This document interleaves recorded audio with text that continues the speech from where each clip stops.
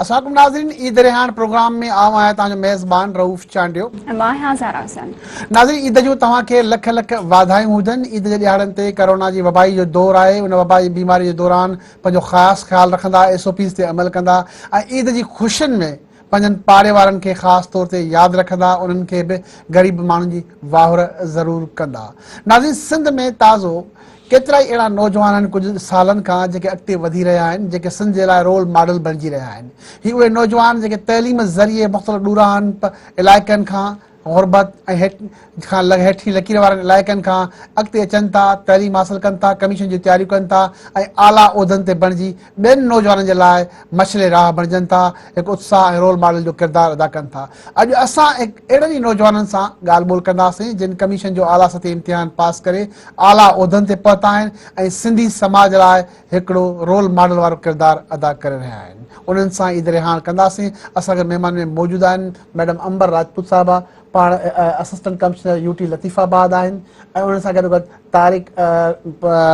मोहम्मद तारिक काका साहब जेके assistant commissioner UT Mirpur ख़ासि सिटी आहिनि ऐं उन सां गॾोगॾु डॉक्टर मुर्तज़ा भट्टी साहब, पाण CSS 2020 कई अथनि, फॉरेन सर्विस में हिन खातो अलाट थियो आहे ऐं उन सां गॾोगॾु असां खां मौजूदु आहिनि मज़ार अली बुर्रो साहब, पाण बि कमीशन पास कई आहे, हिन staff officer secretary health department आहिनि ऐं उन सां गॾोगॾु सिकंदर अली महेरी साहब जेके assistant commissioner UT Tando Aliyar आहिनि। तव्हां सभिनी खे वेलकम पिया कयूं, महिरबानी तव्हांजी। तव्हांखे अंबर ईद जूं लख लख वाधायूं हुजनि। सभ खां पहिरीं ॿुधाईंदा तव्हांजो तालुक़ु किथां जो आहे ऐं तव्हां कीअं पंहिंजी कमीशन जी तयारी कई? सर, मेरा ताल्लुक हैदराबाद से है जी। और तैयारी कैसे की, it's a long and arduous journey. कह सकते हैं कि जैसे कि फैज़ साहब ने कहा था कि ना गवाओ नाव के नीम कश, दिले रेज़ा रेज़ा गवा दिया, जो जी। बचे हैं संग समेट लो, तने दाग दाग लुटा दिया। जो रुके तो कोहे गिरा थे हम, जो चले तो जहाँ से गुजर गए, रहे यार हमने कदम कदम, तुझे यादगार बना दिया। तो first time I appeared in commission 2013, screening मैंने दिया और आई कुडंट मेक इट। उसके बाद बस लगे रहे ऑन एंड ऑफ और इसके अलावा कमीशन के साथ साथ दीगर पोस्ट पे भी अप्लाई कर रहे थे। बट आई मस्ट से कि कुदरत का एक निज़ाम होता है जो अल्टीमेटली हमारी रेयरिंग हो रही होती है। जब हम सफ़र में होते हैं या उस जर्नी में होते हैं, जब प्रिपरेशन कर रहे होते हैं तो डिसहार्ट भी होते हैं, कभी अप एंड डाउन आ रहे होते हैं, कभी हम बहुत ज़्यादा पॉजिटिव फील कर रहे होते हैं कि बस इस बार हमारा इस अटेम्प्ट में हो जाएगा या इस जॉब पे हमारा हो जाएगा। लेकिन कहीं ना कहीं अल्लाह ताला आपको उस पोस्ट जो आपके लिए उसने रखी हुई है उसके लिए वो पूरा रेयरिंग करके आपको बिठाना चाह रहा होता है। तो ये ऑन एंड ऑफ चलता रहा। कुछ रिटन क्वालिफाई कर लेते थे तो इंटरव्यू में रह जाते थे, कुछ इंटरव्यू में हम हो जाते थे तो फिर एलोकेशन नहीं हो पा रही थी।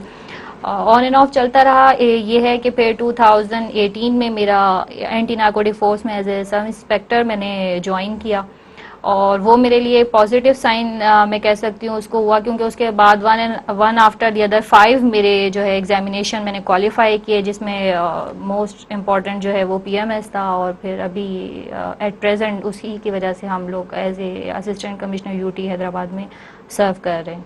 सही। तो आपने किस सेंटर से तैयारी की? सर, मैंने एकेडमी ऐसे अलग से नहीं की। मैंने सर सैयद एजाज अली शाह लतीफ़ाबाद में होते हैं, उनके पास मैंने ज्वाइन किया था। और लेकिन मैं कहती हूँ कि उनके पास मैंने एकेडमिक साइड से ज़्यादा मैंने ज़िंदगी को उनसे सीखा है। सही। और सर बेहतरीन इंसान है। उन्होंने हमें ये बताया था कि अगर आप पोस्ट तो अल्टीमेटली आपको मिल ही जानी है, लेकिन आपको ज़िंदगी को कैसे गुजारना है, क्योंकि ज़िंदगी तो गुजर ही जाएगी लेकिन उसको भरपूर अंदाज में कैसे जीना है। और अब पोस्ट पर भी अगर हैं तो देखें, पोस्ट पे इंडिविजुअल तो मेरा तो बेनिफिट ऑब्वियसली है, आपको पर्क्स होते हैं, प्रिविलेजेस होते हैं, लेकिन फिर आपको दूसरों के लिए क्या करके जाना है। कहते हैं ना कि ऐसा कुछ करके चलो यहाँ के बहुत याद रहो, तो वो याद रह जाने के लिए आपने क्या, आपके पास विजन होना चाहिए, क्या काम होना चाहिए, ये सब कुछ मैं कहती हूँ कि सर के पास रह के हमने ये सीखा है। और ऑब्वियसली इतना जर्नी थी लॉन्ग जिसमें हम पढ़ते थे, सीखते थे। और कहते हैं ना कि आप इतना अपने जीतने से नहीं सीखते जितना आपको हार आपका सिखाती है। आपको पेशेंस सिखाती है, आपको बताती है कि आप अगर विक्ट्री भी ले लेते हैं तो आपको कैसे कंपोज होके रहना है। तो आई मस्ट से कि ऑन एंड ऑफ लेकिन जर्नी वाज ब्यूटीफुल। صحیح. آپ کینڈیڈیٹ اپنی کامیابی کا سر کو دیتی ہے. سر کے ساتھ ساتھ مائی فادر، ابو جو تھے وہ ہمیشہ مطلب ہمیں انہوں نے بیٹوں کی طرح انہوں نے ریئر کیا، اور وہ ہمیشہ چاہتے تھے کہ ان کے بچے جو ہیں وہ کوالیفائی کریں. اور مجھ سے زیادہ کچھ لوگ سمجھتے ہیں کہ میں بہت کیریئر اورینٹیڈ ہوں، لیکن میں سمجھتی ہوں کہ جو بھی کچھ میں ہوں یا ہونا چاہتی ہوں وہ اپنے فادر کی وجہ سے ہونا چاہتی ہوں آگے بھی، کیونکہ ان کی آنکھوں میں جو خوشی ہوتی ہے اور جو ہماری کامیابیوں سے وہ میچ لیس ہے. اس جیسی خوشی میں سمجھتی ہوں کہ میں نے ابھی تک کی لائف میں فیل ہی نہیں کی. صحیح. ٹھیک ہے. محمد طارق کاکا صاحب، تہاں جو تعلق کتھاں جو ہے کی کمیشن کی تیاری کرے نا؟ السلام علیکم جی. میں بیسکلی حیدرآباد سے بلانگ کرتا ہوں. اپنی ابتدائی تعلیم بھی یہیں سے میں نے حاصل کی، سینٹ بوناوینچر سے. اس کے بعد اپنا انٹرمیڈیٹ میں نے کیڈٹ کالج سانگڑ سے کیا. بورڈنگ اسکول میں رہا، اور وہاں پہ آپ کو پتہ ہے کہ فورسز کے انڈر آپ ہوتے ہیں، سارا ایک ڈسپلن کے ساتھ، سارا ایک پروسیجر کے ساتھ. لاء کیا، ساتھ ساتھ اپنی کمیشن کی بھی تیاری اسٹارٹ کی. اور الحمدللہ in 2018 I qualified PCS and was allocated. Presently I am serving in Mirpur Khas as assistant commissioner under training. اور ساتھ ہی ساتھ جو ہے میں نے اپنی کمیشن کو کوالیفائی کرنے کے بعد جو ہے LLM کو بھی کنٹینیو رکھا. صحیح. کیونکہ مجھے جو ہے شروع سے زیادہ شوق تھا کہ میں تعلیم حاصل کر سکوں. ایٹ دا مومنٹ میری یہ خواہش ہے کہ I would be the first انشاءاللہ جو اپنی کمیونٹی سے جس نے لاء کے اندر PhD کی ہو. تو انشاءاللہ اس کے لیے میں پوری کوشش کر رہا ہوں، اور میں چاہتا ہوں کہ میں یہ بھی ایک اعزاز جو ہے اپنے نام کر سکوں، because I am amongst the first in Kaka community who has qualified this exam in the level of provincial management service. صحیح. تو میرے اپنے نانا علی بخش کاکا صاحب خود پروونشل سول سروس سے بلانگ کرتے تھے، بٹ PMS جو ہمارا ایک نیا کیڈر بنا ہے، اس کا میں اپنی کمیونٹی میں فرسٹ کینڈیڈیٹ ہوں جس نے کوالیفائی کیا. ٹھیک ہے. جی. ڈاکٹر برسا بٹی صاحب، تہاں پنجے تعلق علاقے سان کتھاں تعلق رکھو تھا؟ کمیشن سر मुंहिंजो ताल्लुक ठट्टा खां आहे ऐं मां लाइक ग्रेजुएशन लम्स मां कई आहे. 2013 में मां ग्रेजुएट थियसि. उन खां पोइ मुंहिंजो इंक्लाइनेशन CSS जी तरफ़ हो. صحیح. पोइ 2014 खां मां तयारी शुरू कई, पर पोइ उन खां जेकॾहिं तव्हां ग्रेजुएट आहियो मेडिकल जा, ठीकु आहे, पोइ तव्हांजे मथां इलाही हिकिड़ो हूंदो आहे ॿार कि तव्हां इन ई फील्ड खे परसू कयो. पोइ इन ई खे कंटिन्यू कंदे मां पंहिंजी CSS खे साइड में करे मां फेलोशिप शुरू कई साइकेट्री में. صحیح. ठीकु आहे. मां जॾहिं नफ़्सियाती हॉस्पिटल जेका असांजी गिदू हॉस्पिटल में FCPS शुरू कई, तॾहिं मां ॾिठो त मरीज़नि खे दवाई असां वटि जेको मॉडल आहे हिकिड़ो ॿाहिरी दुनिया में अप्लाई थिए थो, बायो साइको सोशल मॉडल जेको हिते बि थिए थो, पर अनफॉर्चुनेटली असां सिर्फ़ु मरीज़नि खे बायोलॉजिकल मॉडल जे तरफ़ सिर्फ़ु दवायूं ॾियूं पिया. ऐं उहे ई मरीज़ जेके हितां हॉस्पिटल खां वञनि था वापसि कुझु ई ॾींहंनि में, मतिलबु 2 वीक्स 3 वीक्स में वापसि हॉस्पिटल में अचनि था. छो त असांजी जेका सोसाइटी आहे हिन खे जेको साइकोलॉजिकल ऐं सोशल नीड्स आहे हू न पई मतिलबु मीट करे सघे, त उहे ई मरीज़ वापसि पिया आया. त मां पंहिंजे पाण खे ॾिठो त सिर्फ़ु दवाई खां कमु त थिए न पियो, ऐं असां वटि जेको सिस्टम बि आहे उहो बि साइकोलॉजिकल ऐं सोशल नीड्स खे न पियो फुलफिल करे. बहितर ईअं न आहे कि माण्हुनि जे माइंड्स खे स्वे कजे, माण्हुनि खे इन्फ्लुएंस कजे, ताकी हू जेसिताईं उन्हनि सोशो इकोनॉमिक कंडीशंस बहितर न थींदियूं, जेसिताईं उन्हनि जूं साइकोलॉजिकल नीड्स फुलफिल न थींदियूं, त हीअ जेके असां ॾिसूं पिया साइकेट्रिक इलनेसिस वधंदियूं पियूं वञनि, इन खे असां कोप न करे सघंदासीं. पोइ इन करे मां सोचियो कि बहितर आहे कि अहिड़ी जॻह वञे जिते तव्हांजो इन्फ्लुएंस ज़्यादा हुजे माण्हुनि ते. पोइ इन करे मां CSS जे लाइ मतिलबु तय कयो, ऐं मतिलबु अल्लाह ताला जी महिरबानी सां 2020 में मां पास कयो ऐं मूंखे फॉरेन सर्विसिस मिली आहे. हाणे इन सां इहो थियो आहे कि मां माण्हुनि जे लाइ एज़ अ रोल मॉडल थी करे माण्हू मूंखे ॾिसनि था कि हिकु माण्हू आहे जेको जंहिं ग्रेजुएशन कई, उन सां गॾोगॾु हुन पंहिंजी फेलोशिप खे बि कंटिन्यू कयो, उहा पूरी कई, ऐं उन सां मतिलबु साइमल्टेनियसली हे बि करे वियो आहे.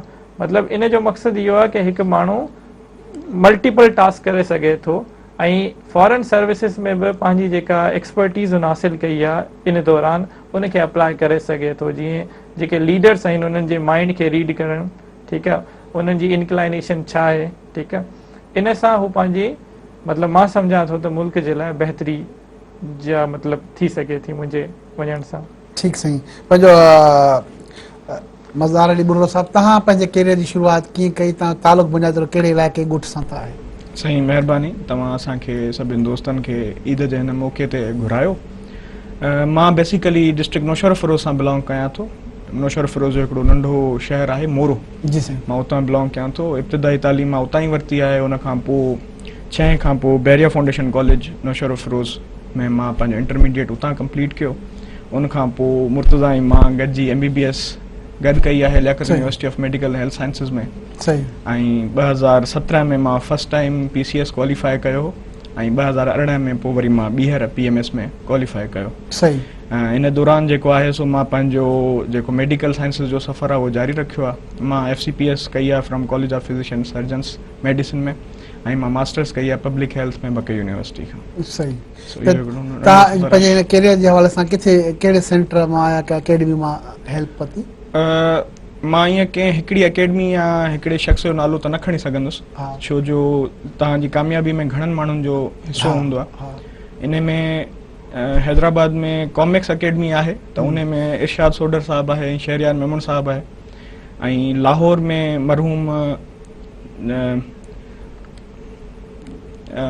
मरहूम साहब उस्ताद मूंखे नालो अची ध्यान वेंदो, में नथो ठीकु आहे, अचे, हा। त मंज़ूर मिर्ज़ा साहब। सही। Thank U sir. मंज़ूर मिर्ज़ा साहब जो मां शुक्रगुज़ार आहियां। त उन्हनि असांजी कामयाबी में जेको आहे सो वॾो किरदारु अदा कयो आहे। अलाह साईं उन्हनि खे जन्नत में जॻह अता फरमाए। त कंहिं बि हिकिड़े शख़्स खे ॾियणु मुनासिब न रहंदो। सही। सिकंदर अली महरी साहब, तव्हां ACUT नंढो अलिहार आहियो, तव्हांजो तालुक़ किथां सां आहे ऐं कीअं पंहिंजे कैरियर जी शुरूआत कई? रऊफ़ साईं, सभ खां पहिरीं महिरबानी, तव्हां हिते असांखे इहो मौक़ो ॾिनो त असीं पंहिंजूं ॻाल्हियूं अची पेश कयूं ऐं दोस्तनि सां मिलण जो मौक़ो मिली वियो। मुंहिंजो बुनियादी तौर ते तालुक़ टंडो मोहम्मद ख़ान जे पोइते पयल हिकिड़े इलाइक़े नंढिड़ो ॻोठु आहे हिकिड़ो, उन सां आहे। उन ॻोठ जो नालो न आहे? ॻोठु वंगाई महरी, हा, उतां खां तालुक़ आहे। मोया नॉर्मली तौर ते उहो सॾिबो आहे। हा, ऐं उतां खां मुंहिंजी जेका शुरूआती तालीम आहे सॼी उहा गवर्नमेंट स्कूल्स खां आहे, जी। जिन खे पुराणा ब्यूरोक्रेट त टाट स्कूल्स चवंदा आहिनि। सही। त जीअं असांजो हिकिड़ो टीचर हो साईं नूर अहमद समूह साहब, जीअं त ॿिया त फ़ख्र में चवंदा त आउं पेटारियन आहियां, जीअं असां हुते चवंदा हुआसीं त असां टाटारियन आहियूं। सही। सो उन्हनि टाट स्कूल्स खां शुरूआत कई। Later I did my intermediate from Tando Mohammad Khan, सही। उनजे हिकिड़े प्राइवेट कॉलेज मां। ऐं उन खां पोइ मूं बैचलर ऑफ साइंस कई, BS computer science Sindhi university मां। एंड इन खां अलावा BA कयो, पोइ MA सोशलॉजी कई, ऐं उन खां सवाइ मास्टर्स कई सोशलॉजी में, जेका कोर्स वर्क करे ऐं उन खां पोइ अध में रहिजी वई हिन सिविल सर्विस जे चकरनि में। ऐं चवंदा न तुझसे बि दिलि फरेब ऐं गम रोज़गार के, त इन जे करे पढ़ाई असांजी उते रहिजी वई। ऐं बाक़ी जेको सॼो पढ़ाई जो सफ़र रहियो आहे, सो अञा ताईं पेरनि मां उहे निशान विया कोन्हे जेके असां 10 किलोमीटर डेली पंधु करे कया। सही। सो उहे ख़तमु न आहिनि थिया अञा ताईं। इहा आहे सॼी तालीम मुंहिंजी। तव्हां पंहिंजो क्रेडिट पंहिंजी कामयाबी जो कंहिंखे था ॾियो? साईं, कंहिं बि हिकिड़े माण्हू खे त क्रेडिट पंहिंजी कामयाबी जो नथो ॾेई सघिजे, पर आउं सम्झां थो जेकॾहिं मुंहिंजी कामयाबी में कंहिंजो हथु आहे त उहो मुंहिंजे अम्मा, मुंहिंजो बाबा साईं जेके गुज़ारे विया, उन्हनि जो हथु आहे। उनखां पोइ मुंहिंजो मामा आहे, वॾो मामा आहे, जंहिं पढ़ायो ऐं जंहिं सपोर्ट कई उन वक़्तु फाइनेंशियली, त असां वञी अॻिते यूनिवर्सिटीज़ में दाख़िला वठूं। मोहम्मद उस्मान महरी जी। जी आहे। त आउं पंहिंजी कामयाबी जो क्रेडिट टिनि माण्हुनि खे ॾींदुसि। ठीकु साईं, ब्रेक जो टाइम थियो आहे नाज़रीन, ब्रेक जो टाइम थियो आहे।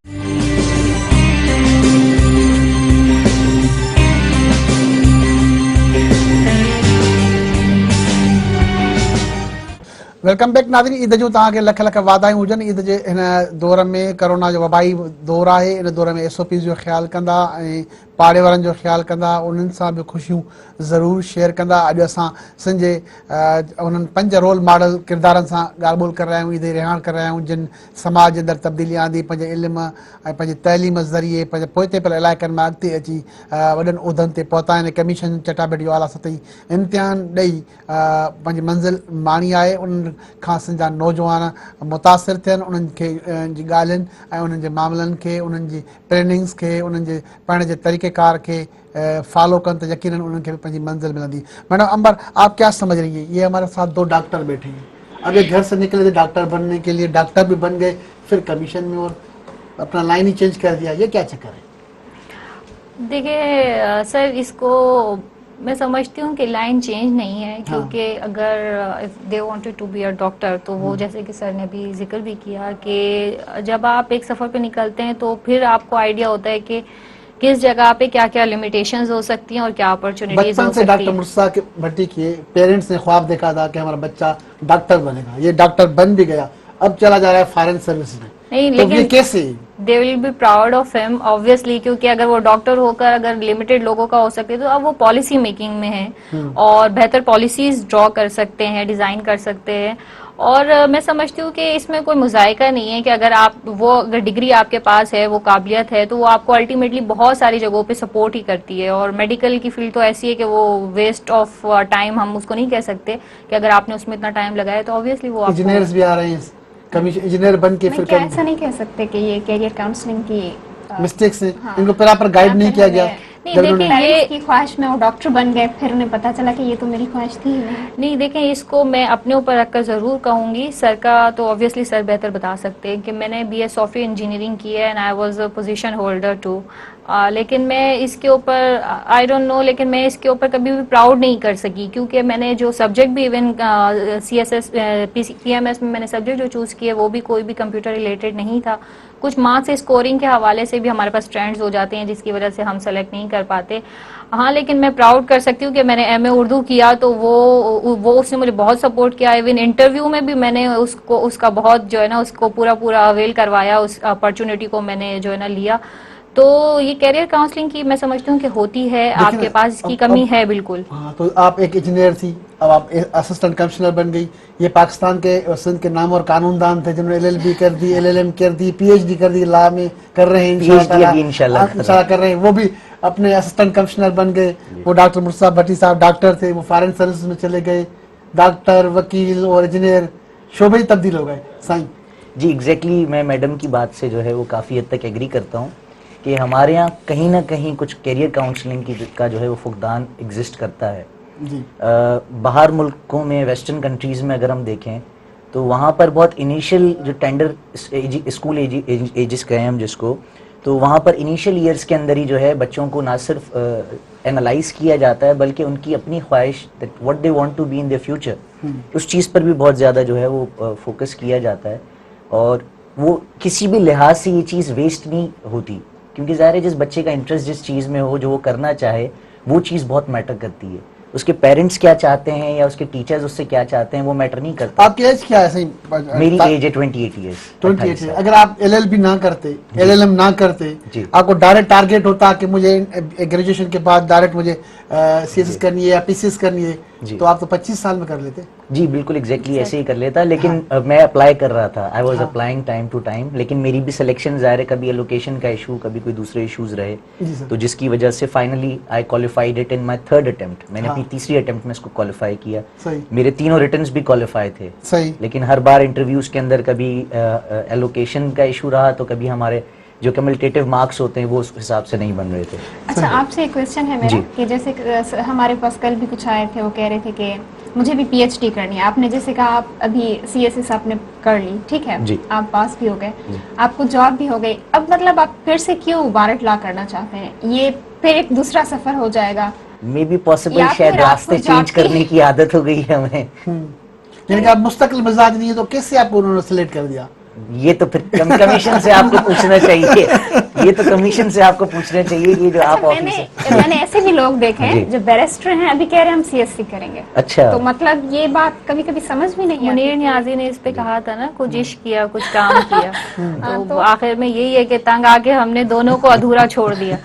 तो होते हैं, सरफिरे होते हैं, और मैं समझती हूँ कि कमीशन में मोस्टली सरफिरे ही आते हैं, क्योंकि ये ऐसी चीज है जो रिस्की भी है। आप अपनी लाइफ एनर्जीज लगा रहे होते हैं, लेकिन अल्टीमेटली आपको पता नहीं होता कि आउटपुट क्या आएगा। इनका इश्क है, कह सकते हैं ना? जी बिल्कुल एग्जैक्टली। हाँ, एक्चुअली मैं आपको बताऊं, मैं अपने कॉलेज के अंदर, मैं कैडेट कॉलेज सांगड़ में रहा, तो कॉलेज के अंदर हमारा एक मैगजीन होता था दी OSS, में उसका सब एडिटर भी रहा। उसमें हमारे एम्बिशंस इनिशियली उसमें उन्होंने पूछे, तो मैंने दोनों चीजें लिखी हैं उसमें, that I want to be a civil servant and an advocate.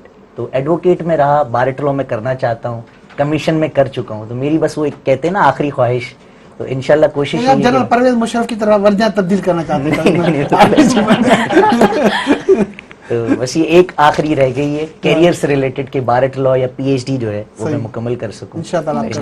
भट्टी साहब तव्हां डॉक्टर आहियो, जो साॻियो सवाल सर ये तव्हां सुठो कयो, मूंखां सवाल पुछो। ही जेका मिसकंसेप्शन आहे इनखे मां दूर करे वठां। वो इहो आहे, कमीशन जी रिक्वायरमेंट आहे ग्रेजुएशन। सही सर, ठीकु आहे। उहो तव्हांखां कॾहिं बि तव्हांखे न कन्फाइन थी करे तव्हां पर्टिकुलर फील्ड में कयो, ठीकु आहे। अगरि मां डॉक्टर न थियां फॉर एग्जाम्पल पॉलिटिकल साइंसिस में कयां या ज़ूलॉजी में कयां, वरी साॻियो सवाल कि सर तव्हां त ज़ूलॉजिस्ट आहियो, तव्हां वरी हेॾे छो था वञो? मतिलबु कंहिं में बि ग्रेजुएशन कयो, रिक्वायरमेंट आहे न, पोइ बहितर आहे कि अहिड़ी फील्ड में कयो जेको तव्हांजे लाइ बेनिफिशियल हुजे, सही, तव्हांजी फैमिली जे लाइ बेनिफिशियल हुजे, तव्हांजे लाइ सोसाइटी लाइ बेनिफिशियल हुजे। मां तव्हांखे मिसाल ॾियां, हाणे जेकॾहिं मूंखे को बुखार थिए थो, ठीकु आहे, या मां तव्हांखे चयो मां FCPS कयां पियो नफ़्सियात में, थी वई आहे मुंहिंजी, ठीकु आहे, त हाणे को बि एंज़ाइटी जो मसइलो हूंदो, ठीकु आहे, किथे बि मां ॾिसंदसि कि हिते मूंखे एंज़ाइटी फील थिए पई या इहो थोरो सो अहिड़ो मौक़ो आहे जिते मां डिप्रेशन जी तरफ़ वञा थो, त बजाए इन जे कि मां ॿियनि खां हेल्प सीक आउट कयां, मूंखे पाण खे ख़बर हूंदी, या मुंहिंजी फैमिली जे अंदरि कंहिंखे बुखार थिए थो, को एंज़ाइटी मां गुज़रे थो, कंहिंखे पर्सनैलिटी डिसऑर्डर्स आहिनि, उनखे मां उहो मैनेज करे सघां थो।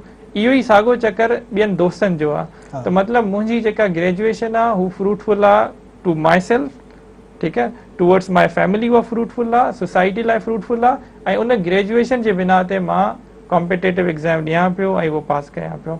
त मतिलबु ग्रेजुएशन तव्हांखे करणी आहे, त मां इहो ई चवंदुसि कि इहो मिसकंसेप्शन आहे कि तव्हां डॉक्टर थी करे ऐं मतिलबु तव्हां हिकिड़ी सीट ज़ाया कई, उहो चवंदा आहिनि कि तव्हां सीट ज़ाया कई, ईअं न आहे, तव्हां ग्रेजुएशन सुठी कयो, ठीकु आहे, छो त रिक्वायरमेंट तव्हांखे CSS जी आहे, ग्रेजुएशन कयो, बहितर आहे सुठी ग्रेजुएशन कयो जेका फ्रूटफुल हुजे, ऐं पोइ तव्हां भले कैरियर परस्यू कयो। तव्हांजा पेरेंट्स जेके आहिनि जॾहिं डॉक्टर मुड़ुसा पंहिंजो डॉक्टर थियो त उन ते वधीक ख़ुशि आहे या फॉरेन सर्विस जी नौकिरी ते वधीक ख़ुशि आहे? सर हाणे ॾिसो डॉक्टर थी वियो, सही आहे, हाणे डॉक्टर केतिरा था थियनि, हिकिड़े लम्स में ई साल में हिकिड़ी जेका बैच वञे थी 350 जी थी, ठीकु आहे, हिकिड़े लम्स जी ॻाल्हि कयां थो, ईअं ई पूरे सिंध मां तक़रीबन 1.5-2 डॉक्टर्स हर साल इंडक्ट थियनि था। पाकिस्तान जो रेशो लॻाए वठो, इहो 10-12-15 हज़ार हूंदा, ठीकु आहे, पर फॉरेन सर्विसिस में सिंध मां घणा था थियनि? सिंध में सिंध रूरल जी मतिलबु मेरिट ते हिकिड़ी सीट हुई, ठीकु आहे, हिकु वुमेन कोटा हुई, त मतिलबु सिंध रूरल मां असां 2 डॉक्टर्स आहियूं, ऐं पोइ जेका कॉन्ग्रेचुलेशन्स मतिलबु सोसाइटी जे तरफ़ खां हाणे मिलनि पियूं या हाणे तव्हांजो स्टेटस थिए थो, उन टाइम ते उहो न हो। हाणे तव्हांखे सोसाइटी मतिलबु अहमियत ॾिए थी, तव्हां जॾहिं वञो था पहिरीं चवंदा हुआसीं डॉक्टर आहियूं त असांजो MS असांखे धड़का ॾेई कढंदो, हल हाणे उहो ई MS चवे थो कि ये हमारे मेहमान हैं, इनका पूरा ख्याल किया जाए। सही। अच्छा मां हिते पंहिंजी ज़ात जो न आहे, सोसाइटी खे ॾिसी करे पाण तय कंदा आहियूं, सही आहे, मूंखे रिस्पेक्ट मिले थी त मां इन ते हैप्पी आहियां। सही न ईअं न आहे, ॾिसो रिस्पेक्ट छा आहे, रिकग्निशन हर कंहिंजो जेको इंसान आहे न, सोसाइटी त बेरहम आहे, 20 ग्रेड जो प्रोफेसर आहे, डिपार्टमेंट जो चेयरमैन आहे या VC आहे, ठीकु आहे, उहो जॾहिं वञे थो किथे त उनखे माण्हू रिस्पेक्ट नथा ॾियनि, उन कंपेयर में हिकिड़ो एस आहे, ॿ फूल लॻल अथसि वर्दी में आहे, माण्हू वधीक प्रोटोकॉल उनखे ॾियनि था। इहो ई आहे, इहो ई असांजी सोसाइटी जो मतिलबु इहो मतिलबु डिलेमा आहे। 20 ग्रेड वारा माण्हू उहे छॾे 17 ग्रेड जी ईअं एग्जैक्ट सोसाइटी जो इहो ई मतिलबु असांजो आहे प्रॉब्लम, इनखे चेंज करण जी ज़रूरत आहे। ठीकु आहे, पंहिंजो मज़ार बुढ़ो साहब तव्हां कीअं था सम्झो त तव्हां बि डॉक्टर पोइ कमीशन इम्तिहान ॾिनो वरी हाणे? महिरबानी साईं, तव्हां मौक़ो ॾिनो, मां वेट पे कयो त तव्हां इहो सुवाल पुछो। मैडम अंबर ऐं डॉक्टर साहब ॾाढो सुठो हिनखे ॿुधायो, मां कुझु पंहिंजो बि 2-3 शयूं हिन में ऐड कंदुसि। ॾिसो जीअं डॉक्टर साहब ॿुधायो त सिंध मां तक़रीबन 2-2.5 हज़ार शागिर्द पास थियनि था, पूरे पाकिस्तान मां कि 5-8 हज़ार शागिर्द पास थींदा हूंदा, न पर ये डॉक्टर ही सब छो था पास थियनि? न ॿुधायो तो डॉक्टरी में माना MBBS या जेके मुंहिंजा मास्टर्स कया ज़ूलॉजी में, मास कम्युनिकेशन में, IR में, ॿियनि डिपार्टमेंट्स में, उहे घटि था थियनि। डॉक्टर या जीअं मैडम इंजीनियर आहे, इंजीनियर बि थियनि था, मेजॉरिटी डॉक्टरनि जी हुई माज़ी में। अच्छा, इन जा 2 रीज़न्स आहिनि। हिकिड़ो रीज़न इहो आहे त जेके डॉक्टर्स इंजीनियर्स हूंदा आहिनि उन्हनि जो पढ़ाई जो जेको स्टेमिना ठहंदो आहे 3-4 साल उहे सुहिणे नमूने सां कंसिस्टेंट हूंदा आहिनि पढ़ण में, उन्हनि खे हिकिड़ी आदत पढ़ियल हूंदी आहे ऐं उहो पोइ कॉम्पिटेटिव एग्ज़ाम में पढ़ी सुठे नमूने सां पास करे वेंदा आहिनि। ॿिया बि पास थियनि था, IR वारा बि पास थियनि था, पॉलिटिकल साइंस वारा बि पास थियनि था। तव्हां जेको डॉक्टर वारो सवाल पुछो उन जे जवाब में मां इहो चवंदुसि त हर साल 1 या 2% डॉक्टर या इंजीनियर पूरे पाकिस्तान में पास थियनि था। इहो 1 या 2% पास थियणु तमामु ज़रूरी आहे। छो जो जॾहिं इहे 21-22 ग्रेड जा फेडरल सेक्रेटरी लेवल ते पहुचंदा त पॉलिसी मेकिंग में हिकिड़ो उहो छोकिरो जेको BA पास करे CSS में आयो हुजे ऐं हिकिड़ो उहो छोकिरो माफ़ कजो जेको डॉक्टरी या इंजीनियरिंग पास करे आयो हुजे, उन जे ॿिन्हिनि जी अप्रोच में वॾो फ़र्क़ु हूंदो। मां तव्हां हींअर ज़िक्र कयो जीअं मां सेक्रेटरी डॉक्टर काज़िम हुसैन जतोई साहब सां कमु कयो आहे त उन्हनि जी approach being a doctor health department में अलॻि हुई as compare to other secretaries. So इहो हिकिड़ो सुठो मां सम्झां थो हिकिड़ो सिंबल आहे त जेकॾहिं को हिकिड़ो सुठी डिग्री वारो वॾी पोस्ट ते वेहे थो त उनजी अप्रोच में फ़र्क़ु ईंदो, सही। पॉलिसी बि उन तरीक़े सां सुठियूं ठहंदियूं। सही जीअं हींअर कोविड जो हले पई थी वबा, त तव्हांखे मां ॿुधाईंदो हलां त हेल्थ डिपार्टमेंट 7 ॾींहंनि में पूरे पाकिस्तान जी सभ खां वॾे में वॾी मास वैक्सीनेशन सेंटर क़ाइमु करे वरितो आहे। सही इन जो रीज़न इहो आहे त उते जेके सिविल सर्वेंट्स वेठा आहिनि उहे मोस्टली डॉक्टर्स आहिनि, सही त उन्हनि उन स्ट्रेटजी सां गॾु हलिया ऐं हिकिड़ो रिज़ल्ट खणी आया। सही त इहो जीतो जातो एग्जाम्पल आहे त जेको छोकिरा जेके इंजीनियर ऐं डॉक्टर्स आहिनि उन्हनि खे हुजणु खपे। अच्छा मज़र ठीक साहब है हिकिड़ो- ब्रेक जो टाइम थियो आहे नाज़रीन, Okay. ब्रेक जो टाइम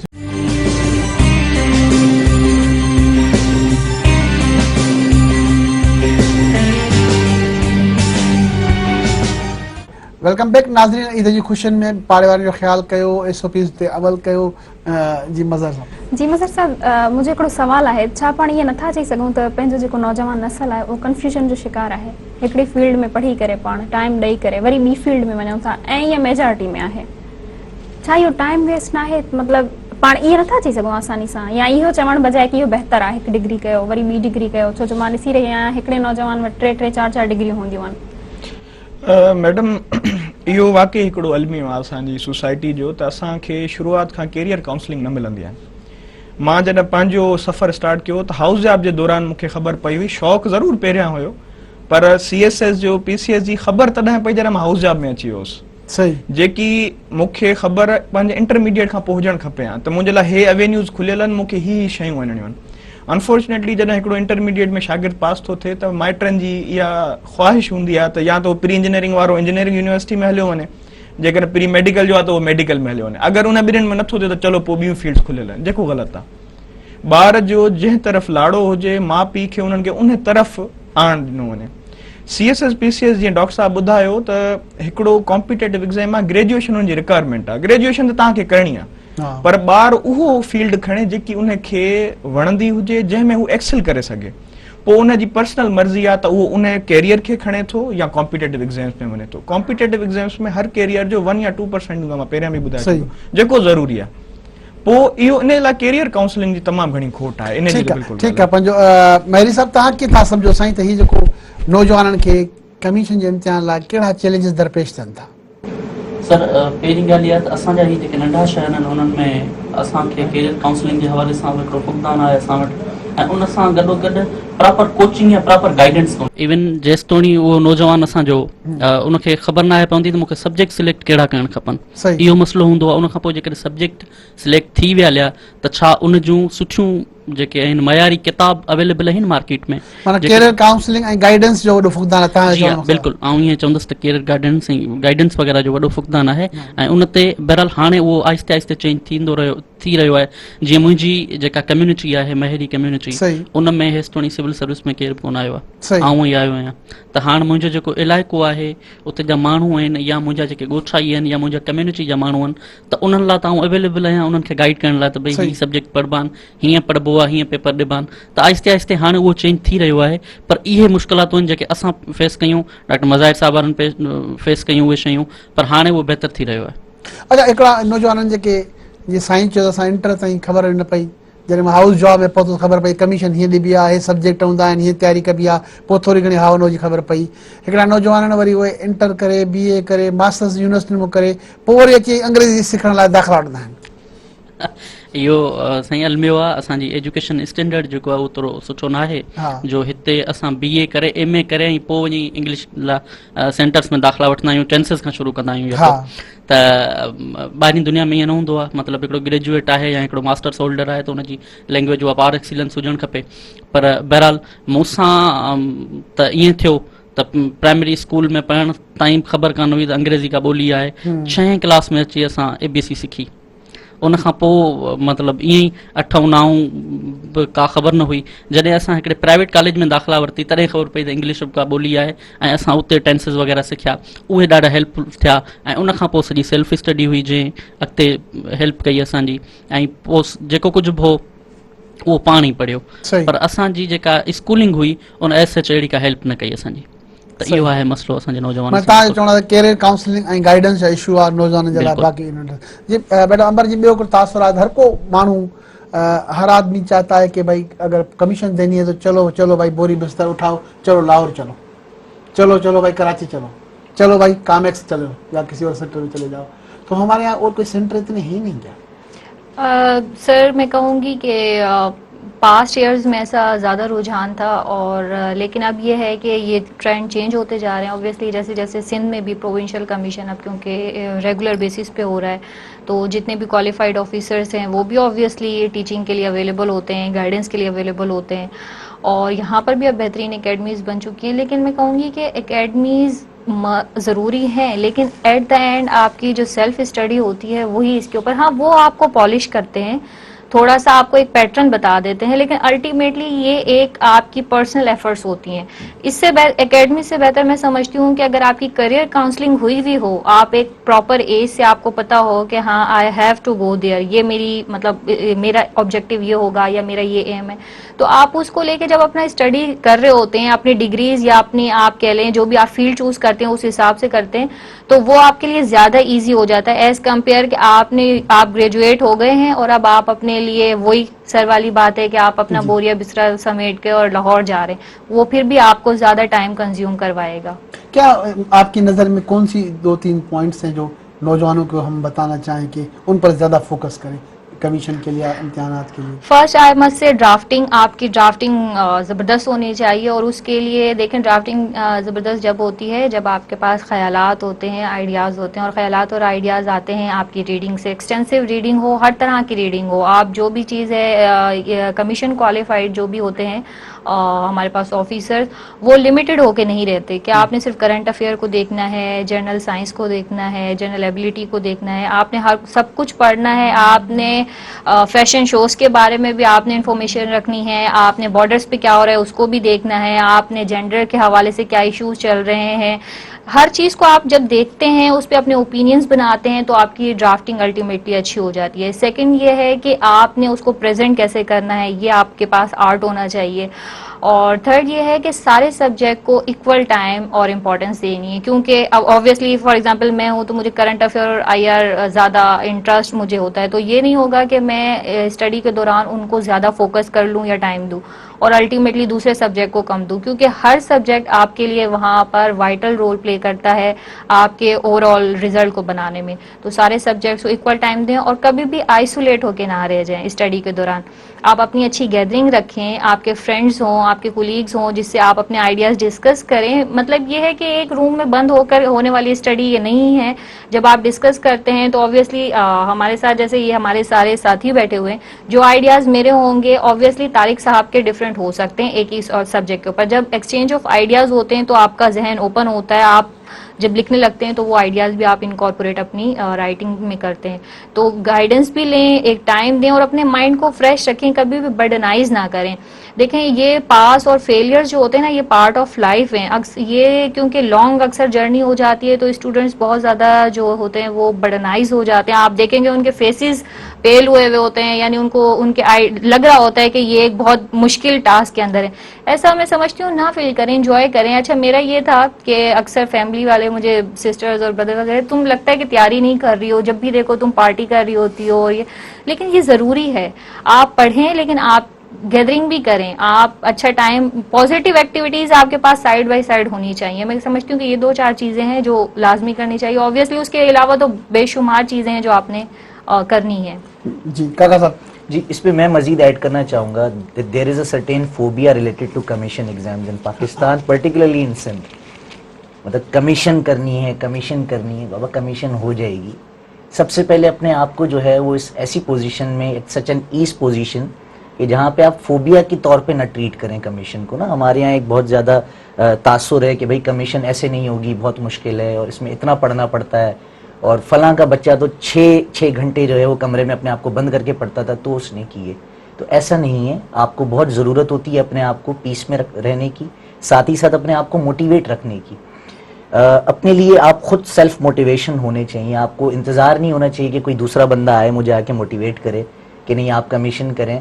बहुत नेगेटिव फैक्टर्स होते हैं, मैडम ने कुछ 2-4 चीज़ें बताई, मैं यहाँ पे इजाफा कर दूँ उनमें कि नेगेटिव एलिमेंट्स बहुत होते हैं। They would discourage you all the time कि नहीं कमीशन में यूं है और कमीशन में यूं है, निपोटिज्म भी होता है और करप्शन भी है। But the main thing is कि आपका टारगेट क्या है। जी اگر آپ کا کسی سسٹم میں یا کسی ریکروٹمنٹ ادارے کے اندر ٹرسٹ ہی نہیں ہے کہ وہ آپ کو ریکروٹ کرے گا آپ کی قابلیت کی بنا پہ, تو پھر ایسے امتحان کی تیاری کرنا اٹ از وین, یہ بالکل فضول سی ایک چیز ہے.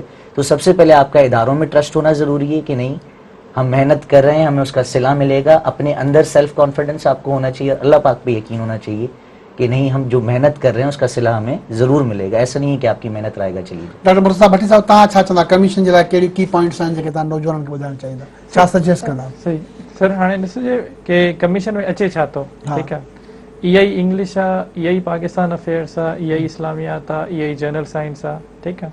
इहे मां कंपलसरी सब्जेक्ट्स जी ॻाल्हि कयां थो, ऐं इहे उहे सब्जेक्ट्स आहिनि जेके असां थ्रू आउट 6 खां वठी पढ़ंदा अचूं था. सही, ठीकु आहे. इस्लामियात बि उहा ई आहे, सिर्फ़ु थोरो एक्सपांड थियल आहे, ठीकु आहे. पाकिस्तान अफेयर्स बि उहा ई आहे जेका थोरी एक्सपांड थियल आहे, सही आहे.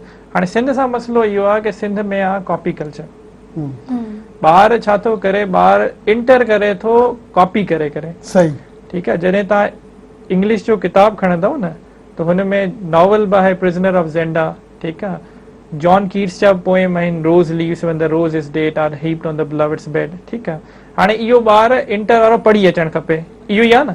जेकॾहिं इहो ॿार इहो पढ़ी आयो हूंदो ऐं टेंसिस करे आयो हूंदो, छो त पेपर त अचे थो न, पेपर में तव्हांजी प्रेसी बि अचे थी, तव्हांजी करेक्शन बि अचे थी, तव्हांजी ट्रांसलेशन बि अचे थी, ऐं इहो ई साॻियो सवाल या इहा ई साॻी चीज़ किथे अचे थी, कॉम्पिटेटिव में अचे थी. पर सिंध जो ॿार छा थो करे, हू इंटर त करे ई नथो. BA बि जिन्हनि यूनिवर्सिटी में वञे थो उतां MA बि करे अचे थो त हुनखे एप्लीकेशन बि लिखणु नथी अचे, ठीकु आहे. त हाणे मां तव्हांखे CSS 2020 जो मिसाल ॾींदुसि कि सिंध मां पास थिया आहियूं 36 ॼणा, पूरी सिंध मां, ऐं उन जे भेट में पंजाब मां थिया आहियूं 285 ॼणा. त भले आबादी वधियल आहे पर एतिरी बि नाहे वधियल कि एतिरो रेशो हुजे. मसइलो छा आहे, उतां जो एजुकेशनल स्टैंडर्ड हाई आहे. हितां इहो चेयरमैन साहब सां जॾहिं डिस्कशन थी मुंहिंजी वाइवा में इंटरव्यू में, उन्हनि जो बि इहो हो कि असां 8 ॼणा हुआसीं उन डे ते, ऐं 8 ई उहे हुआसीं जेके सुठियुनि सुठियुनि यूनिवर्सिटी जा शागिर्द हुआसीं. कोटा सिस्टम इंट्रोड्यूस कयो वियो आहे बैकवर्ड एरियाज़ जे जेके पुठिते पियल माण्हू आहिनि उन्हनि खे आंदो वञे. अच्छा, पास केरु पियो थिए, पास IBA जा ग्रेजुएट्स पिया थियनि, ठीकु आहे. पास केरु थो थिए, पास ज़ेबिस जा थियनि था, पास केरु थो थिए, पास लम्स जा थियनि था. उहे माण्हू जिन्हनि वटि जॉब बि आहे, जेके सभु कुझु करे, माना असांजो एजुकेशनल स्टैंडर्ड जेको आहे उहो एतिरो जिन जा डोमिसाइल ॿारनि जा आहिनि रहनि शहरनि में, ईअं ई आहे एग्ज़ैक्टली.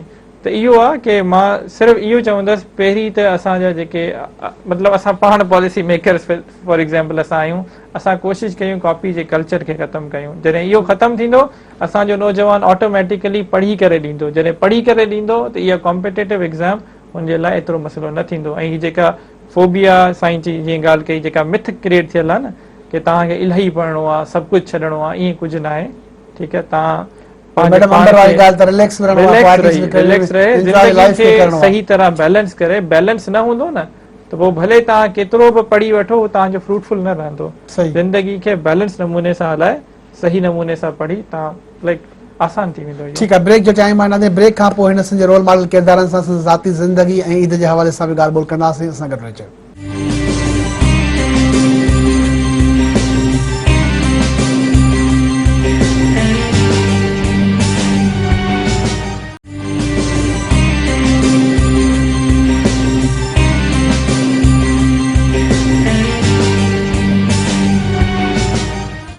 वेलकम बैक नाज़रीन. ईद जूं तव्हांखे लख लख वाधायूं हुजनि. ईद जे हवाले सां अॼु संजे उन्हनि 5 नौजवाननि रोल मॉडल किरदारनि सां अॼु असां ईद रिहान मल्हाए रहिया आहियूं, जिन पंहिंजी ज़िंदगी में कामयाबी माणियूं आहिनि ऐं कमीशन जो आला इम्तिहान ॾेई आला उहिदनि ते पहुता आहिनि, जिन संदि फैमिलीज़, संदि माइटनि मिटनि ॻोठनि इलाइक़नि ऐं पाड़े वारनि ऐं सभिनी खे उन इलाइक़े जहिड़ा वास्तेदार माण्हू जेके आहिनि उन्हनि किरदारनि ते फ़ख़ुरु आहे त इहे असांजा माइट आहिनि, इहे असांजा नौजवान आहिनि जेके अॻिते हली कमीशन जो इम्तिहान ॾेई पंहिंजी मंज़िल माणी अथऊं. ॻाल्हि ॿोल कंदासीं मुंहिंजी ज़ाती लाइफ सां. अंबर, आप ईद कहाँ मनाती है? हैदराबाद में ही मनाते हैं. अच्छा, किसके साथ मनाते हैं? हैदराबाद में ये होता है कि फर्स्ट डे रिलेटिव फैमिली वगैरह के साथ, फिर सेकंड डे ये हो जाता है कि पार्टीज वगैरह हो जाती हैं, जो सिस्टर्स हैं जो उनके इन लॉज वगैरह उनको इनवाइट कर लेते हैं. थर्ड डे और फिर उस आफ्टरवर्ड्स जो है वो फ्रेंड्स के साथ एंजॉय करते हैं. किसी को मुबारकबाद नहीं देती, इतनी कंजूस है क्या? नहीं, मुबारक तो देते हैं किसको बिल्कुल। देती है पहली मुबारक जब आप ईद मनाती है तो सुबह नहीं देखिए, उठते ही किसी को- बिल्कुल वो तो क्लोज फैमिली मेंबर्स जो होते हैं, आपके मदर हैं, फादर हैं और सिस्टर नहीं, ब्रदर्स मैं वगैरह। वो तो आप जनरल बात कर रही ना। अंबर किसको सबसे पहले ईद मुबारक विश करती है? वालिद को। वालिद साहब को, फिर उसके बाद अभी मेरी वालदा की रिसेंटली डेथ हुई है, अदरवाइज वालिद और वालदा और फिर सिस्टर्स वगैरह होती हैं, भाई। सारा दिन किससे गुजरता है आपका ईद के दिन? सारा दिन कैसे गुजरता है, वैसे मोस्टली दोपहर और सुबह थोड़ी बहुत कुकिंग कर ली और उसके बाद तो फिर ईद का दिन आई डोंट नो क्यों लेकिन नींद बहुत आती है उस दिन। तो ये है कि आराम कर लेते हैं, लेकिन ये कि शाम को फिर जो भी आना जाना है, अगर कोई फैमिली रिलेटिव्स हैं वो आ गए तो ठीक है, अदरवाइज फिर हम लोग जाते हैं, अदरवाइज वरना सेकंड डे होता है। आपके घर में कोई बच्चा नहीं है? नहीं, छोटा कोई नहीं है। अच्छा, इसलिए किसी को ईद खर्ची भी नहीं देती? नहीं, मैंने तो अभी तक नहीं दी, लेकिन इस ईद पे क्योंकि आप जॉब वाले हो गए हैं तो इरादा था कि क्योंकि मुझसे छोटी सिस्टर है तो उनको इंशाल्लाह जरूर देंगे। हाँ, तो मेरा खुला है, वैसे ही सब कहते हैं कि ये इनकी जितनी भी सैलरी हो जाए बचेगी नहीं बिल्कुल भी। क्यों, ज्यादा तोहफे देती हैं क्या? नहीं, देना दिलाना मैं ज्यादा करती हूँ और खर्च कर देती हूँ इतना ज्यादा। गिफ्ट में आपको क्या पसंद है? अगर कोई गिफ्ट देना चाहे, ज़ारा गिफ्ट देना चाहे, वो क्या पसंद है? गिफ्ट तो गिफ्ट होता है, देखें तोहफा तो, लेकिन मुझे तोहफा जो भी हो, लेकिन मुझे ये होता है कि वो पार्सल के थ्रू आए तो ज्यादा अच्छा लगता है कि किसी ने बहुत मेहनत से भेजा है। हाँ। तो अब वो सिस्टम खत्म हो गया हुआ है, पहले जैसे बचपन में करते थे तो वो थोड़ा सा ट्रेंड चेंज हुआ है, लेकिन पार्सल के थ्रू आए तो मजा आता है। सही। तो आप ईद पर कौन सी फ्रेंड्स हैं जिनको आप विश करती, याद करती, काश ये मेरे साथ हो? स्कूल की कुछ फ्रेंड्स हैं जो जाहिर है कांटेक्ट उनसे नहीं रहा और बहुत अच्छी फ्रेंड्स थी। इवन उनके कार्ड्स भी, ईद कार्ड मेरे पास अभी भी हैं, सेव किए हुए हैं मैंने।